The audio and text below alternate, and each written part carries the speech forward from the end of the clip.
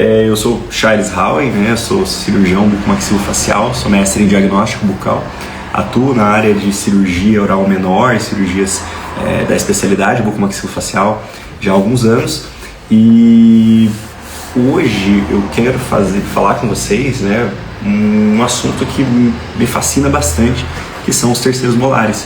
E o curioso é que quando eu tive o primeiro contato como acadêmico de odontologia, e eu fui conversar com alguns profissionais, eles falaram assim: bucomaxilo, você vai ficar só fazendo o terceiro molar no consultório, né? Se você não tiver um hospital para você operar e tudo mais.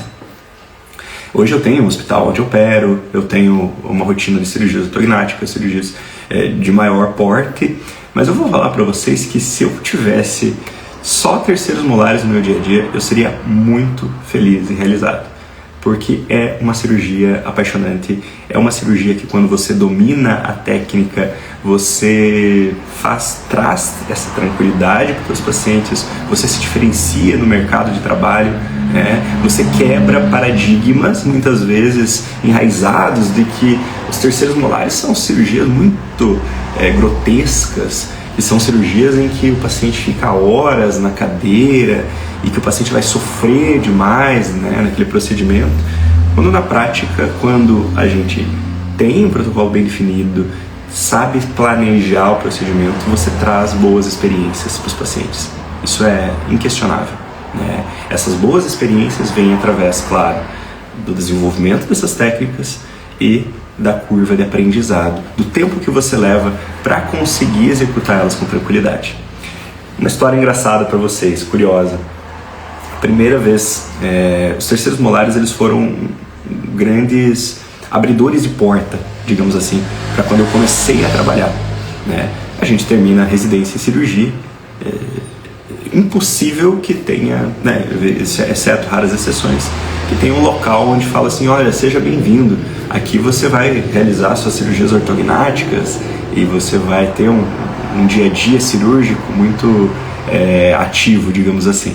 Não, na prática você vai ter que conquistar o teu espaço. E como que eu conquistava o meu espaço? Qual que é o que mais tem? Todo indivíduo, basicamente, do ser humano, homo sapiens, adulto, vai ter desenvolvido terceiros molares. Isso é fato, né? Faz parte da cultura popular, faz parte do dia a dia dos consultórios, das clínicas. E junto disso faz parte o estigma de que são procedimentos meio nebulosos, que trazem um grau de dificuldade, nem todo dentista faz, nem todo paciente está disposto a fazer porque já ouviu muitas histórias mirabolantes a respeito do tema. E quando eu vim com uma proposta de simplificar esses procedimentos, de trazer ali uma forma de tratamento em que a gente minimizava o trauma cirúrgico, minimizava o tempo cirúrgico, realizava aqueles procedimentos mais rapidamente, aquilo foram portas abertas quase que automaticamente. A primeira vez que eu marquei uma cirurgia de 4 terceiros molares, eu me recordo que a secretária se assustou muito e falou assim: doutor, o outro dentista que trabalhava aqui, a gente pegava assim, era um dente por vez e era 1h30, 2 horas mais ou menos de procedimento.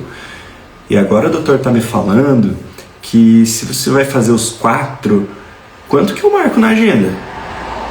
4 horas tá bom? Eu olhei e falei: mulher do céu, se eu ficar 4 horas com um paciente boca aberta, anestesia local, tirando o dente dele, acabou minha carreira. Acabou minha carreira por aí, já pode cancelar, já passa no CRO lá, já deixo de ser um dos membros do conselho de odontologia, porque não faz sentido, ninguém vai voltar comigo, eu não vou ter paciente, isso tá fadado ao fracasso. E eu falei assim: não, bota 1h30 de agenda. 1h30? Em 1h30 você vai fazer 4 sisos? Eu falei: não, em 1h30 eu não vou fazer 4 sisos. Em 1h30 eu vou conversar com o paciente, vou acalmar o paciente, vou fazer uma breve explicação a respeito, né, um retorno, né, uma nova explicação a respeito do que vai ser realizado, vou executar o procedimento, vou orientar o paciente e o familiar e ele vai para casa em 1h30. Aí, né, realmente, acho que acredito que as primeiras eles falam assim, não, eu pago para ver esse negócio, né, ele não vai fazer isso não. E na prática a gente faz. Faço porque eu sou diferente, eu faço isso porque eu sou alguém especial? De forma alguma. Eu sou uma pessoa, né, um profissional que compila informações teóricas, né, que teve uma disciplina de que a gente respeita esses passos dessas informações teóricas e executa eles da maneira mais pragmática possível, não se aventurando, a gente não toma, eu acho que vai dar, né, não faz nada sem um correto planejamento. E aí a gente tem sucesso, a gente consegue ter bons resultados. Essa é a lógica, é isso que eu quero passar para vocês ao longo dessa minha caminhada aí em desmistificar os terceiros molares, né? O que eu recebo muito, gente? Vamos começar num ponto de partida. Eu recebo muito radiografias panorâmicas de pacientes, de colegas, né? Professor, ou doutor, o que você acha desses sisos? Né? E o maior estímulo que a gente tem ali é visualizar, tentar dar uma sugestão, né? Determinar o grau de dificuldade, tentar fazer alguma suposição a respeito de como que vai ser a execução daquela técnica. Porém, eu nunca falo de imediato, né? Nunca dou uma opinião de imediato a respeito somente da radiografia panorâmica. Eu vou falar com esse colega, eu vou coletar mais informações a respeito do caso, para então eu poder entender um pouquinho mais o contexto, né? Mas ela sempre é o meu ponto de partida. Então, quer uma dica? Falou ter terceiro molar, radiografia panorâmica. Às vezes você nem vê o paciente, você só comenta com o paciente, olha, faz uma radiografia panorâmica para a gente conversar, para a gente iniciar o nosso bate-papo a respeito dos seus dentes. Na radiografia panorâmica a gente tem muitas informações, sim. A gente consegue determinar a angulação do dente, se ele está vertical, se ele está horizontal, mésio ou distoangulado. Aí a gente já tem uma informação importante a respeito da dificuldade cirúrgica. A gente consegue determinar, principalmente no inferior, qual que é a posição dele dentro do ramo da mandíbula, né? Então, se ele está mais para dentro do ramo. A gente consegue determinar qual que é a posição em relação à linha cervical do segundo molar. Ele pode estar, às vezes, no mesmo nível oclusal do segundo molar, ou em alguns casos ele está abaixo da linha melocementária do segundo molar, o que também aumenta o nível de dificuldade cirúrgica. A gente consegue determinar comprimento de raízes, formato de raízes. Então, existem muitas informações importantes na radiografia panorâmica. Porém, né, não só a panorâmica vai determinar o meu grau de dificuldade cirúrgica. Uma coisa que eu sempre pergunto, todo mundo estranha. Aí eu faço essa pergunta para vocês. Vocês que já trabalham na área, que já têm uma experiência, vocês se questionam a respeito da idade do paciente de vocês? Qual que é a idade do meu paciente? Quando eu vejo uma radiografia panorâmica e observo um terceiro molar incluso, será que a idade é um fator que corresponde ali a uma maior ou menor dificuldade? Né? E isso é um ponto que as pessoas demoram para entender por que eu sempre pergunto a idade. Eu percebo, gente, isso é via de regra. Pacientes mais experientes, mais maduros, né? Isso aí eu digo já a partir da faixa dos 35, entrou para a linha dos 40 anos, os terceiros molares eles tendem a apresentar uma maior dificuldade cirúrgica. Além de serem mais difíceis de remoção, tecnicamente mais complicados para o dentista, geralmente vão ter cirurgias mais longas, vão ter dentes com menor espaço de ligamento periodontal, eles vão estar um pouquinho mais, eu falo para os pacientes, né, numa linguajar mais simplificado, eles são mais enraizados, digamos assim, de acordo com a maturidade daquele paciente, né? E isso condiz com um pós-operatório pior. Por isso que é comum, às vezes, a gente fazer terceiro molar num paciente jovem, né, um paciente de 18, 20 anos, no segundo dia ele está dando risada, está querendo ir para academia, está super bem. Você pega um paciente mais maduro, passou dos 40, às vezes um terceiro molar que radiograficamente você acharia que era mais simples, né, e você vai ter um péssimo pós-operatório, mesmo que a técnica cirúrgica seja muito bem atenta, muito bem cuidadosa. Por quê? Porque a tendência desses tecidos de sofrerem maior trauma, de responderem menos às técnicas operatórias é maior. Então você vai ter mais dificuldade cirúrgica, consequentemente você vai ter um trauma tecidual maior, consequentemente um pós-operatório mais delicado. Então eu sempre pergunto, quando eu determino o grau de dificuldade, uma opinião a respeito do planejamento de um caso, qual que é a idade do paciente. E aí a gente vai com uma seara de se tem uma idade mais avançada, se é um paciente mais experiente, qual que é a indicação da extração, né? Às vezes você observa aquele dente que está ali sem nenhum sintoma, né? Ou incluso até submucoso, infraósseo, que está ali há 20, 30 anos sem nenhum tipo de patologia associada, sem nenhum tipo de alteração no dente anterior, sem nenhum tipo de formação tecidual cística, o dente está totalmente assintomático. E você pega um paciente ali mais maduro, vamos falar, 50, a partir de 50 anos, passa por uma avaliação clínica, olham esse siso lá na panorâmica e falam, tem que tirar esse aí, hein? Aí o paciente, tem que tirar, mas nunca me incomodou. Não, mas siso se não incomodou agora, pode incomodar a qualquer momento. Eu concordo na remoção profilática de sisos. Eu sou totalmente a favor da gente remover sisos profilaticamente.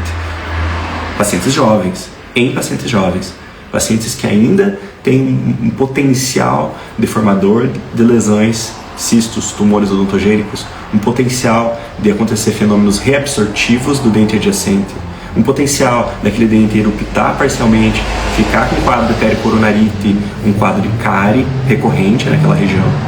Mas eu não concordo em você remover siso profilaticamente, sisos de uma posição difícil, de um siso muito baixo, sisos com um grau de dificuldade cirúrgica muito elevado, que estão assintomáticos há 30, 40 anos na boca do paciente. Essa é a minha linha de raciocínio. Por isso que dificilmente a gente acaba entrando em cirurgias muito tensas, né, muito difíceis. E eu ouso falar para os pacientes, olha, histórias de pacientes muito tempo na cadeira, sofrendo, gente, você não vai ver comigo. E não é porque eu sou especial, é porque eu conheço, determino as técnicas, sei onde a gente pode entrar e onde a gente deve se manter, menos é mais, né? Dizem que a gente demora aproximadamente 5 anos para aprender uma técnica cirúrgica, né? Para conhecer os conceitos, né? Enfim, a gente demora mais 5 para a gente saber indicar essa técnica, para determinar em que momento que eu vou executá-la. E a gente demora mais 5 para saber quando não indicar, né? Então eu me tornei eu achava que quando eu fosse um cirurgião experiente, né, se é que eu posso me considerar um cirurgião experiente, mas eu ia fazer os sisos mais mirabolantes possíveis. Na prática, a experiência me trouxe um critério diagnóstico muito mais acurado. Determinar os fatores de risco, determinar quando entrar e quando não entrar numa cirurgia. Isso é um ponto muito importante. Mas olha só, seguindo a nossa linha de raciocínio então. A partir da radiografia panorâmica você já tem essas informações. A partir dos dados clínicos do paciente você vai determinar ali um pouquinho mais a respeito de quem é o teu paciente e se existe uma indicação muito clara da remoção daquele siso. E você vai entender se você precisa de exames de imagem de maior qualidade, né? Charles, você pede tomografia para todos os pacientes? Isso é uma pergunta que eu recebo o tempo todo. Peço ou não peço tomografia? Se eu falar que eu peço tomografia para todos os pacientes, eu vou estar sendo desonesto com vocês. Eu vou estar colocando vocês numa posição que às vezes não é uma posição confortável para vocês com o paciente de vocês, porque a gente conhece a realidade da nossa população. Nós temos que ser francos. A nossa população em geral, né, se a gente for falar estatisticamente, o valor de uma tomografia, embora já tenha ficado muito mais acessível, ainda é um valor considerável. Ainda é um valor que em algumas situações, em alguns serviços, algumas realidades, ele não é praticável, né? Então, eu tenho um critério de solicitação de tomografia muito pragmático, em que eu vou solicitar a tomografia se existe alguma dúvida clara, né, com relação ao meu diagnóstico e isso vai alterar ou não a minha conduta cirúrgica. Porém, reconheço que se eu tivesse tomografia para todos os meus pacientes, eu teria muito menos surpresas durante procedimentos. Porque, eventualmente, a gente pega um terceiro molar superior, em que na radiografia panorâmica denotava ali uma posição até que favorável, né? Porém, por ser um dente incluso, eu não consegui determinar exatamente qual que é a posição dele no alvéolo no sentido vestíbulo palatal. E aí a gente entra numa cirurgia daquelas que corre aquele suor atrás das costas, assim, que você não sabe se vai terminar ou não. Por quê?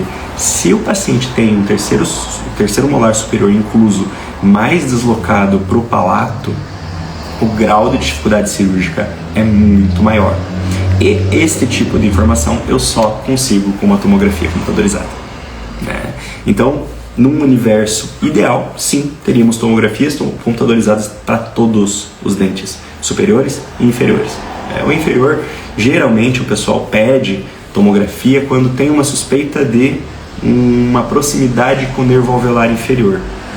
Isso é bem comum. Peço tomografia, está perto do nervo, não está perto do nervo? Eu falo assim, gente, não é só proximidade com o alveolar inferior que a gente vê em tomografia.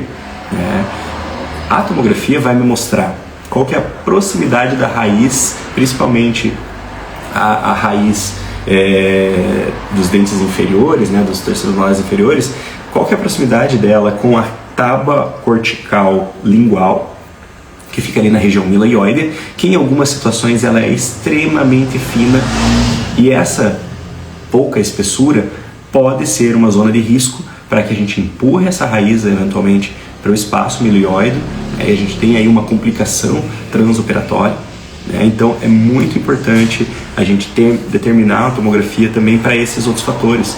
A tomografia ela vai me determinar qual que é exatamente a posição tridimensional do dente no alvéolo, né? Qual que é a angulação de saída, qual que é o eixo de saída desse dente, é muito importante, né? Existem dentes que estão com a coroa mais para lingual, outros estão com a coroa mais para vestibular. Isso muda a posição das raízes, isso muda o eixo de saída do dente no alvéolo, né? Se você tem uma tomografia em mãos, você já consegue determinar isso antes da cirurgia. E se você determina isso antes da cirurgia, você já vai com a tua sequência operatória muito mais clara. Você já determina ali que aquela angulação não vai... Por exemplo, se você colocou a alavanca numa posição, está fazendo um movimento para a remoção do dente através da alavanca e você está visualizando uma impacção, se você já determinou isso na tomografia, você já consegue corrigir, né, essas impacções. Porque existe uma frase que eu adoro bastante, né, que eu até coloco, quem foi meu aluno ou é meu aluno, já vai lembrar do slide, né, em que eu coloco o Bart Simpson escrevendo no quadro inúmeras vezes, né, ele fecha o quadro assim, e depois tem que apagar e escrever de novo, que para remover um dente impactado é preciso primeiro remover a impacção. Não adianta a gente tentar remover um dente impactado se houver ainda uma impacção presente. Isso é claro, né? Precisa estar claro na mente de vocês. E por que eu falo isso? E parece óbvio, né? Até é estranho, porque, cara, é óbvio, está impactado, tem que remover a impacção. Porque o maior motivo de demora, de transcirúrgico dificultoso, é por conta de que o profissional está tentando remover o dente impactado sem remover a impacção. O que é impacção?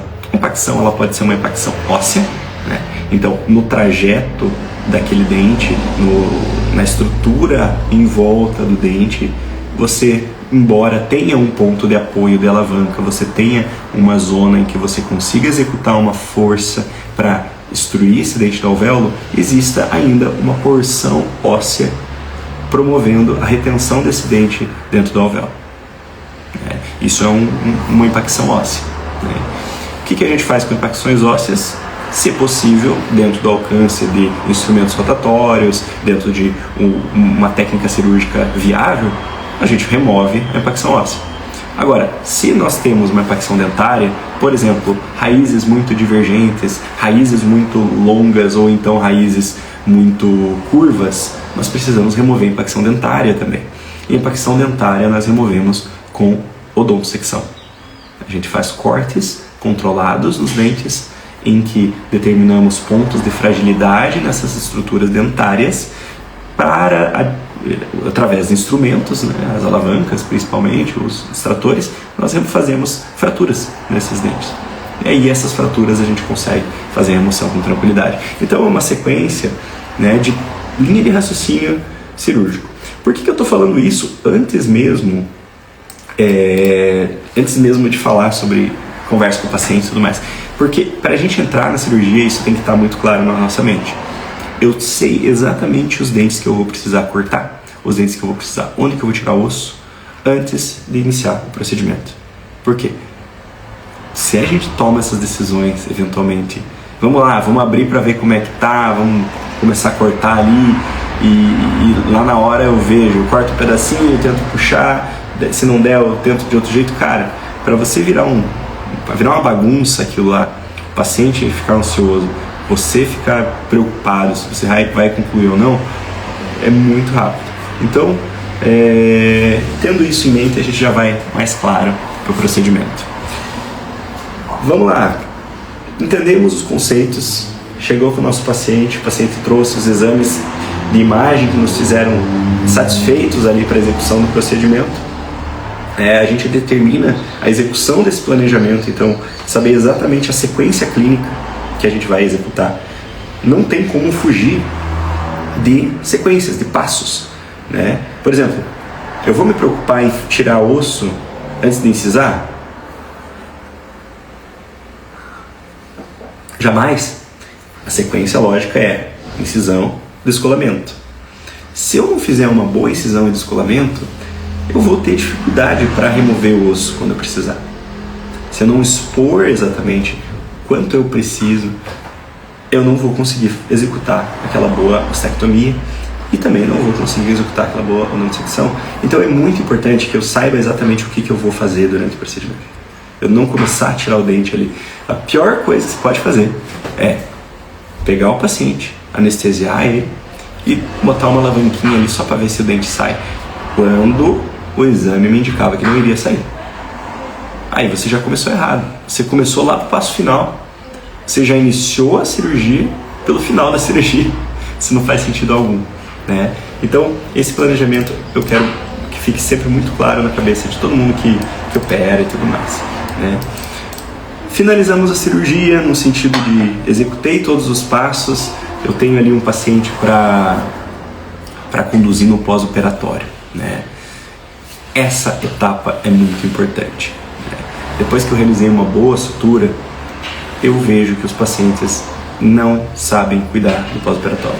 É muito difícil para os pacientes entenderem e compreenderem tudo o que eles precisam fazer para que a gente tenha uma boa cicatrização de ferida.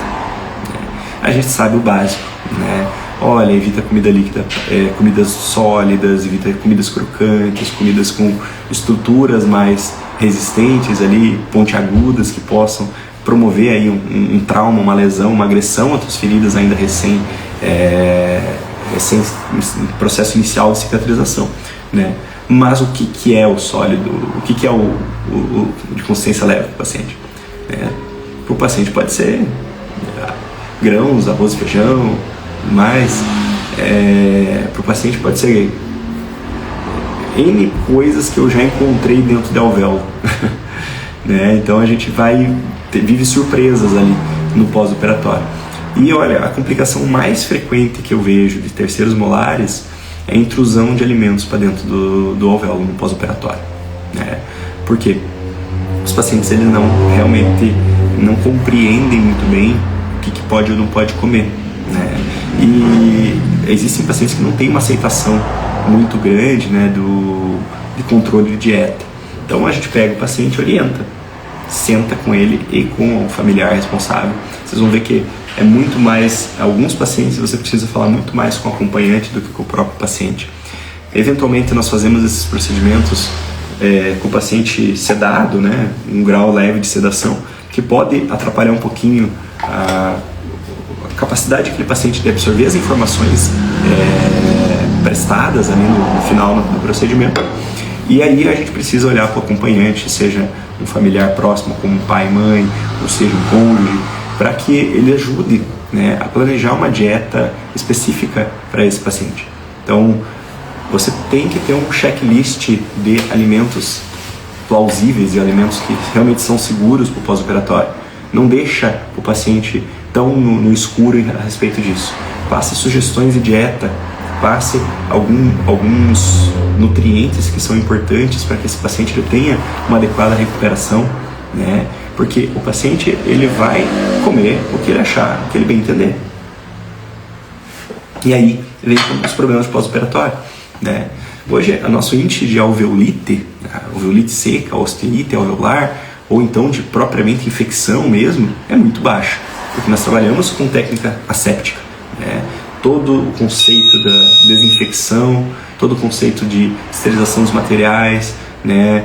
Uso de campos cirúrgicos, uso de rigoroso de nada desinfetado, nada, tudo extremamente estéril para que entre em contato com os tecidos cirúrgicos, né? E o índice de infecção é muito baixo.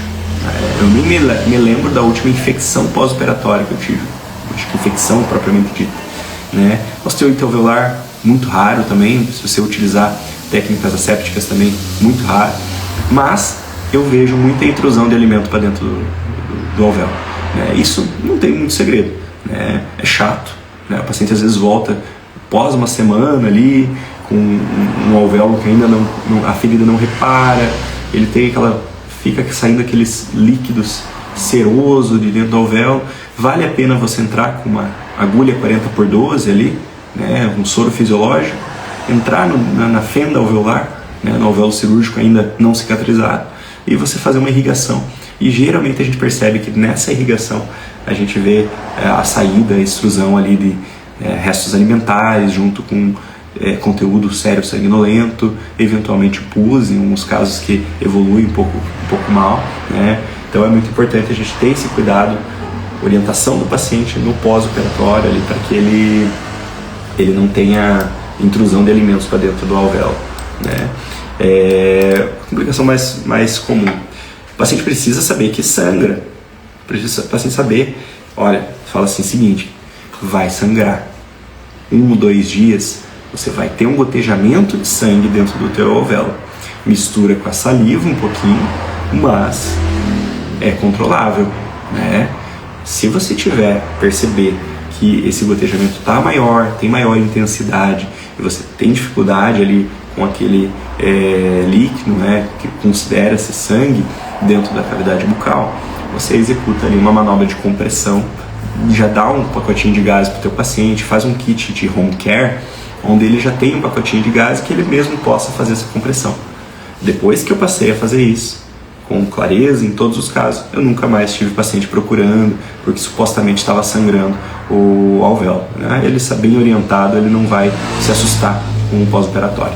E também a dor, ela acontece, mas é uma dor tolerável, uma dor ali dentro do que pode ser ajustado com medicação, principalmente medicações de ação periférica, né?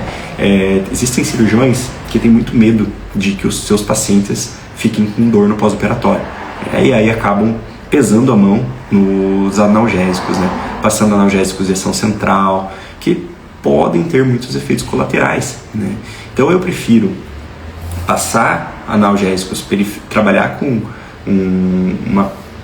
uma profilaxia inflamatória, né, utilizando corticoides. Depois disso, o paciente faz um pós-operatório com analgésico de ação periférica associado a um anti-inflamatório não esteroidal. Em quase 100% dos casos, eu não tenho pacientes relatando dor no pós-operatório, né? Esses pacientes voltam bem, com uma experiência positiva. Eu falo, tomou os remédios? Olha, a grande maioria, vou ser honesto com vocês, fala, olha, eu tomei um dia ali, 2, e depois não tomei mais, né? Um ou outro que tem um limiar de dor um pouquinho diferente, e às vezes acaba relatando, olha, doutor, sofri, hein? Foram uns dias difíceis e tudo mais, mas nada absurdo, né? Nada que se me ligar com dor, né? Se o paciente me ligou com dor, eu tendo trabalhado com essa medicação previamente, é porque alguma coisa provavelmente não está certa ali no curso daquele reparo de ferida e a gente precisa conduzir de alguma outra forma, né? É uma potencial complicação, tá bom? Então, geralmente, dor, controle da dor, controle de potenciais sangramentos, evitar alimento intruindo para dentro do alvéolo, né? Índice de infecção, se a gente segue cadeia séptica, segue antibiótico terapia muito baixo, e aí você vai ter pós-operatórios tranquilos, experiências positivas para os pacientes de vocês, né? Sempre se coloquem à disposição do paciente de vocês. Isso é muito importante, gente. É muito comum a gente ter, às vezes, aquela ideia de que você é o cirurgião e você é inacessível, que o paciente não pode entrar em contato direto com você. Ele fala através da secretária. Beleza? Os pacientes falam comigo através da secretária por uma questão de, às vezes, eu entro em cirurgia e eu não quero deixar o paciente um dia sem resposta, uma manhã sem resposta. Eu quero que ele seja assistido rapidamente, né, para dúvidas corriqueiras. Porém, para questões de urgência, todo o paciente que opera comigo, é automático. Encostei o bisturi, passei o telefone. É assim, ó, todo mundo que encosta o bisturi, eu passo o telefone particular. Né? É o telefone que o paciente consiga falar com você no final de semana. O paciente consiga falar com você de madrugada. Ah, mas o paciente vai me incomodar por nada, no final de semana de madrugada. Aí é um alinhamento, né, um alinhamento de bom senso em que cada indivíduo determina os seus limites. Né? Eu deixo o telefone à disposição porque eu tenho receio que o paciente precise realmente e não consiga contar, né, eventualmente no pós-horário comercial ou no final de semana. Aí a gente vai ter essa segurança para os nossos pacientes. Porque se o paciente precisa da assistência, seja uma orientação, seja eventualmente uma medicação, uma prescrição, uma mudança do antibiótico, ou uma prescrição de um analgésico mais potente, eventualmente, ele precisa ter contato contigo. Né? Então, não criem barreiras, criem pontes, né? Vocês precisam ter essa proximidade com os pacientes que estão em pós-operatório. Claro que se um paciente que você não operou recentemente te liga no final de semana, e provavelmente seja outro evento, outra situação, né, que não condiz ali com o procedimento, pode ser que você possa se reservar a não atender, mas se você tem alguém pós-operatório, você tem que ficar alerta, né, porque é muito melhor que nós mesmos demos a assistência para esses pacientes. No mais, você conduzindo bem esses dias iniciais ali, a gente faz a remoção de suturas com 7 dias. Né? Ah, precisa remover ou o ponto cai sozinho? Essa é a pergunta que os pacientes mais fazem. Precisa. Né? E, em geral, nós precisamos fazer remoção de sutura. Eu já, nessa caminhada aí de cirurgia, eu já tentei utilizar fios, dos fios absorvíveis, dos fios não absorvíveis, perdão, já utilizei o seda, e hoje eu utilizo muito o nylon. Né? Qual que é a diferença do seda e do nylon? O seda é um fio multifilamentado, né, que ele tem, por ser multifilamentado, ele acaba sendo um fio mais tranquilo de trabalhar. O nó trava melhor, ele é um fio macio ali, que é muito fácil de dar o ponto, né, dificilmente o ponto solta com ele. Porém, esse multifilamento, as bactérias amam no pós-operatório. Então você faz a sutura com aquele fio e volta no pós-operatório com muito biofilme em cima, e você tem um índice maior de infecções, inflamações locais reacionárias a essas bactérias. Né? Então eu prefiro evitar fio de seda ou qualquer outro fio multifilamentado. Prefiro usar os fios não absorvíveis de nylon. Por quê? O nylon, ele além de ser inerte, né, ele não promoveu uma reação de corpo estranho no organismo. O nylon, ele é muito tranquilo de remover, né? Ele é um fio que desliza bem, ele é um fio que não acumula biofilme, então o índice de infecções associadas ao nylon é menor, então eu utilizo o fio de nylon, removo com 7 dias de pós-operatório. Ah, Charles, e fio reabsorvível? Fala do fio reabsorvível. Cara, o fio reabsorvível, para você utilizar em terceiros molares, é muito complicado, porque quando eu testei alguns fios reabsorvíveis, já trabalhei com Categu, já trabalhei com poligalactina multifilamentada, como o Vicryl, tive o mesmo problema de adesão do biofilme. Tentei a poligalactina monofilamentada, que é o Monocryl, e tive uma experiência um pouco melhor, porém, na prática, ele demora muito para reabsorver, né? Ele leva ali passa 2, 3 semanas, o paciente está com o fio na boca. Deixa passar de um mês, o paciente está lá com o fio, ele volta e fala: doutor, o fiozinho não caiu aqui, se falou que ia cair, estou mais de um mês com esse fio na boca, você não vai remover? Aí o fio que você investiu mais, porque é um fio mais caro, né, que você colocou na ideia de não precisar remover, você vai ter que remover, né? E assim, eu gosto do momento da remoção da sutura, que é o momento em que eu examino as feridas, que eu determino ali como que está aquela ferida, se teve um reparo interessante, se tem uma infecção iniciando ali, se existe uma necessidade de uma intervenção da minha parte, né? Então, eu costumo utilizar fios não absorvíveis, monofilamentados, principalmente o nylon. A minha experiência utilizando fios absorvíveis para terceiros molares mostra que dentro de um mês o paciente ainda está com fio, né? E você acaba tendo que fazer a remoção de qualquer forma, né? Então, a tua finalidade às vezes acaba não sendo cumprida, né? Basicamente, nesse retorno pós-operatório, esses pacientes, na maioria dos casos, vão estar aptos para retornar às atividades normais. Aí você libera o paciente para as atividades físicas, você libera o paciente para se alimentar, né, do que bem entender, né, porque as restrições já estão bem menores, né. Porém, alguns casos a gente vê que existe um retardo na reparação daquela ferida, né, seja porque o paciente tem uma condição clínica específica, uma alteração cicatricial, ou então porque não teve o mesmo cuidado pós-operatório e você precisa manter o paciente ainda na alimentação líquida pastosa mais uma semana, pedir para ele retornar e observar, até que você observe realmente que aquelas bordas da ferida não estão muito cruentas, não estão sanguinolentas, e você tem uma segurança aí para que ele possa se alimentar adequadamente, normalmente, e voltar às atividades, né? E em alguns pacientes o alvéolo pode formar uma invaginação e você ter um acúmulo de alimentos, um acúmulo de resíduos e necessitar fazer a remoção, né? Geralmente você não consegue fazer essa remoção apenas com escova de dente, né? Esse paciente às vezes bochecha e reclama que ele tem resíduos intraalveolares, né? Aquele alvéolo cirúrgico ainda remanescente. Aí entra muito as irrigações intrabucais. O paciente pode ter um irrigador, né? Isso é mais raro, mas você também pode fazer um irrigador para paciente. Pega uma seringa de 20 ml, né, uma agulha 40x12 sem ponta, cria um irrigador que seja apto, útil para que o paciente faça em casa essas irrigações. Eu geralmente faço o seguinte: eu pego a seringa de 20 ml, uma agulhinha sem ponta, né, e coloco o paciente numa posição na cadeira em que eu consiga fazer com que ele segure um espelho. Eu pego a seringa, um aspirador, posiciono ali, olha, você está vendo a pontinha da seringa? O paciente fala, aham. E treino o paciente para que ele execute a irrigação da maneira correta, né? Para que ele possa executar a remoção desses resíduos de dentro do alvéolo, ele mesmo, né?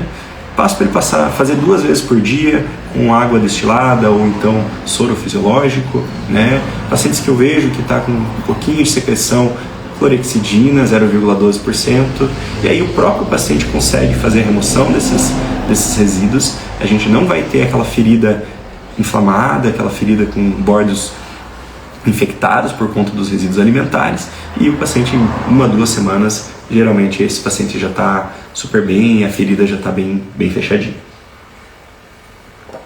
De uma maneira geral, essa é a experiência que você vai proporcionar para os seus pacientes. Um bom planejamento pré-operatório, uma execução da técnica correta durante o transoperatório e um suporte pós-operatório adequado para que esse paciente ele tenha aí uma experiência positiva com você. Eu acho que no brainstorming geral, são esses os recados que eu queria passar hoje, né, em relação principalmente a complicações e tudo mais. Essa é uma série de lives que tem início hoje. Eu estou muito feliz em começar essas lives. Elas vão evoluir para conversas um pouco mais ativas. Eu vou me colocar à disposição de vocês para planejar os casos. Por exemplo, Charles, eu tenho um caso no consultório, podemos trocar uma ideia sobre ele? Você me manda o caso, a gente faz a live de planejamentos, né? Executa ali, passa todos os passos, né? As informações relevantes a respeito do caso, e a gente discute quais são os passos adequados para a gente executar o teu caso mesmo, né? O caso que você tem no consultório. Chegou um paciente aqui, uma anomalia, algo que ainda eu não conheço, não vi. Você pode discutir isso com a gente? Eu vou me colocar à disposição para a gente discutir isso aí. A gente vai caminhar juntos aí nessa linha de cirurgia oral menor, de consultório, principalmente relacionada a terceiros molares, na qual eu sou tão apaixonado, tenho a felicidade de ter como minha rotina diária, né? E trago isso e divido com vocês com o maior amor e carinho do mundo, né? Deixa eu dar uma olhadinha nos comentários aqui. Vamos lá.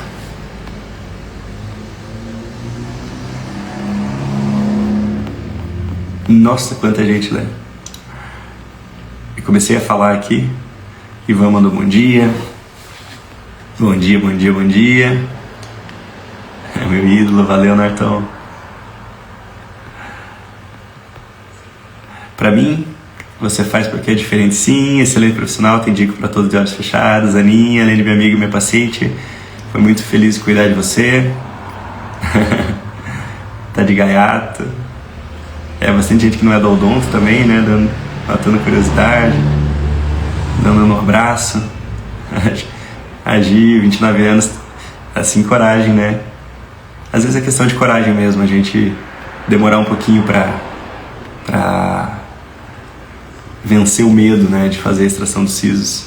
Que bom. Já alguns pacientes, colegas profissionais que eu removi o siso. Comecei a remover o siso da maneira mais rápida depois de ser aluno do Dr. Charles. Esse é meu bebê.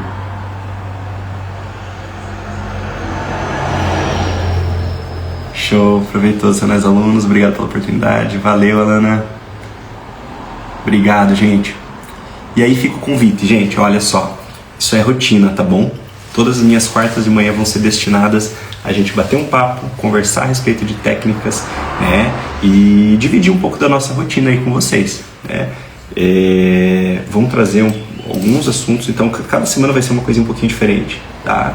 E a gente faz um bate-papo bem dinâmico, porque a ideia é assim, ó, eu quero que você melhore o teu dia a dia clínico, eu quero que você tenha uma rentabilidade maior, que você consiga atender mais pacientes, que você consiga se posicionar melhor no teu dia a dia, cobrar melhor dos procedimentos, porque você vai entregar mais, e nada mais justo do que você também receber mais, né? A partir do momento que a gente entrega mais, a gente também precisa ter um retorno. E tenho certeza que a cirurgia oral de consultório pode mudar a tua vida tanto quanto mudou a minha. Tá joia? Muito obrigado, pessoal. Obrigado pela presença. Foi um prazer estar aqui com vocês hoje.